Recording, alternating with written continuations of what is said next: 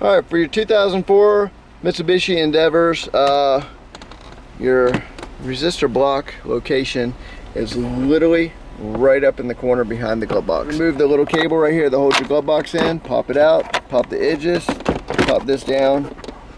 So at that point, go ahead and drop your glove box down. You got 4 screws right here. Let me show you where your resistor block is. And once you remove the cover with your 4 screws, come right up in here, and that is your resistor block. So it's 2 Phillips head screws, undo the plug, pull it out, and if you got to do the repair, go ahead and check out the second part of this video for your Mitsubishi Endeaver repairs on your resistor block and how to fix it. If there's power going on both wires to the fan plug, then you know your resistor block is toast. Simple and easy repair. Check out the other video on that.